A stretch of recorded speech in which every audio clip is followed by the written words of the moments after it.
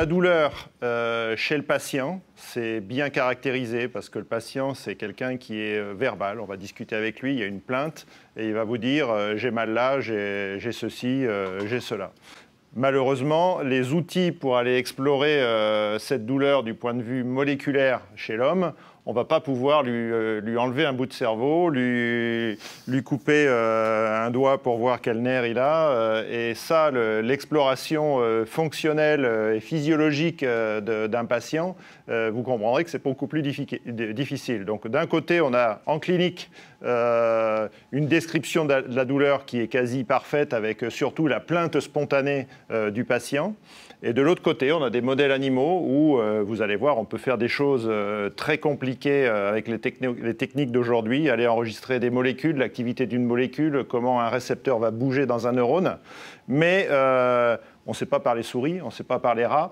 Et il y a toute une qualité, une granulométrie du descriptif du comportement de l'animal qui reste à inventer. Mais par contre, on a des outils moléculaires très très puissants pour aborder ces questions en neurosciences.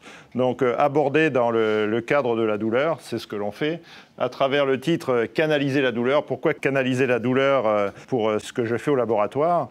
C'est parce qu'on travaille sur les canaux ioniques. Donc les canaux ioniques, je ne sais pas si vous savez ce que c'est des petites molécules, des petites protéines qui sont dans la membrane des neurones et des cellules excitables en général et qui sont les petites briques élémentaires de l'excitabilité cellulaire.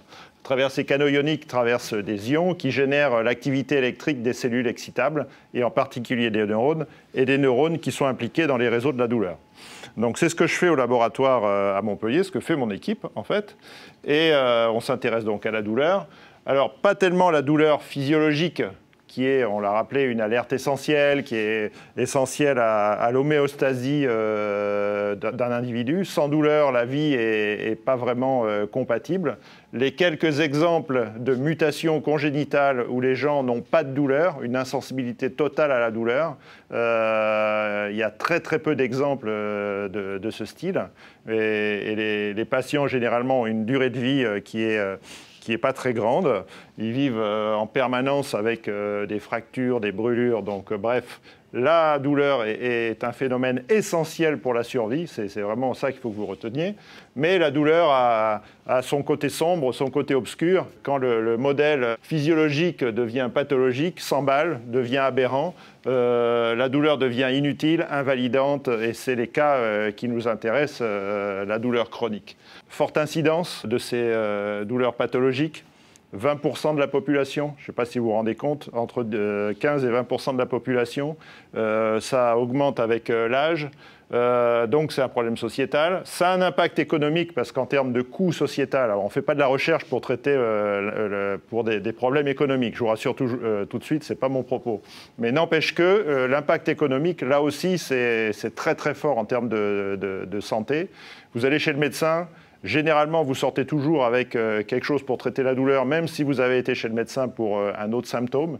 Donc, le coût économique est très important.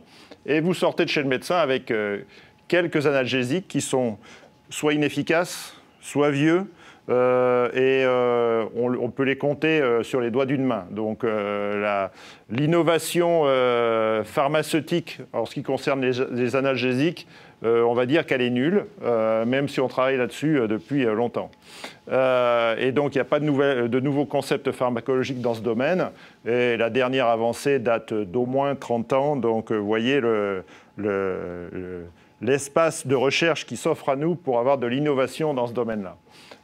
Donc ça, c'était des diapos pour vous présenter l'incidence de la douleur chronique, où ça a été mesuré. Évidemment, la douleur chronique dans des pays en voie de développement, comme en Afrique, en Inde, là, il n'y a pas de stats. Problème d'effet indésirable avec la douleur, l'abus médicamenteux en ce qui concerne les médicaments antidouleurs. Vous avez, j'imagine, tous entendu parler de l'épidémie des opioïdes en ce moment en Amérique du Nord. C'est quelque chose qui ne touche pas trop l'Europe encore, mais qui est absolument dramatique aux États-Unis. Et cette crise des opiacés a débuté dans les années 90 sur l'abus de prescription de ces médicaments, chez les douloureux chroniques, a abouti à avoir un marché parallèle des opiacés, un abus médicamental fort, le fentanyl, je crois, qui est un problème prégnant, même au Canada, avec un nombre de morts absolument incroyable actuellement. Donc la douleur et ses effets indésirables des médicaments peut être un problème. Donc tout ça pour vous dire que l'innovation est plus ou moins en panne et que pour mieux comprendre les mécanismes sous-jacents à tous ces mécanismes-là, à tous ces problèmes-là, eh bien, le modèle animal peut j'espère, apporter quelques solutions aux cliniciens. Et c'est le va-et-vient entre la clinique et l'expérimental qui est notre pain quotidien et notre motivation dans ce que l'on fait. Donc c'est dans ce contexte-là qu'on fait de la recherche. Je ne vais pas revenir sur la définition, mais vous faire une petite piqûre de rappel. Vous connaissez sans doute ce tableau de Frida Kahlo, qui était une peintre mexicaine, qui en fait avait eu un accident de tramway à Mexico City dans son adolescence et qui a passé le reste de ses jours à peindre sa douleur. Donc c'est une personne qui était douloureuse chronique et la sensation misérable d'un douloureux chronique est mis en exemple dans cette diapositive. Tous les côtés de la définition se retrouvent. Le côté émotionnel, elle pleure, a décrit une expérience désagréable sur tout son corps avec toutes les aiguilles qui la transpercent, sa colonne vertébrale qui est cassée en 1000 morceaux. Enfin bref, c'est l'image classique d'une personne d'un artiste qui a exprimé sa douleur chronique en images. Alors pourquoi travailler sur les canaux ioniques? Rassurez-vous, j'ai fait exprès de vous présenter un diaporama aussi compliqué que ça.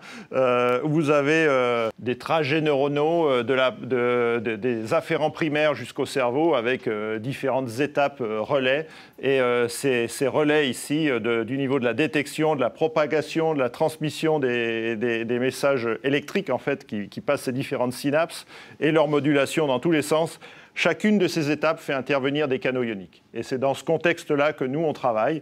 Et ce n'est pas sur tous les canaux ioniques. Et là, c'est quelque chose où la recherche fondamentale devient hyper spécialisée. On travaille sur une classe de canaux ioniques. Et dans cette classe de canaux ioniques, sur un gène, pour vous dire le niveau de spécialisation qu'on peut avoir dans une équipe de recherche. Et nous, en particulier, on travaille sur les canaux qui laissent passer du calcium. Donc là, peu importe la diversité de ces gènes, il y a une dizaine de gènes qui codent pour les canaux calciques ici. Et nous, au laboratoire, on travaille sur celui-là, qui s'appelle CAV3.2 pour l'anecdote. Et on a généré plein d'outils chez la souris pour aller moduler ce canal et pour l'étudier dans le contexte des réseaux neuronaux. Mais on ne le travaille pas comme ça, on le travaille sur notre patiente modèle, qui est la souris, où finalement le circuit est à peu près, a beaucoup de ressemblances. Et là-dedans, on a trouvé que ce canal 3.2 est très fortement exprimé au niveau des afférents primaires et de la moelle épinière. Donc on essaye de moduler son expression. Son inhibition est fortement analgésique, son augmentation est fortement hyperalgésique. Donc c'est une cible qui est maintenant travaillée dans l'industrie pharmaceutique pour aller trouver des médicaments. Et voilà en fait le contexte de ce que l'on fait en essayant de moduler avec de l'optogénétique comment ces circuits sont allumés dans les cas de douleurs chroniques. Et c'est ce que je suis venu discuter avec vous.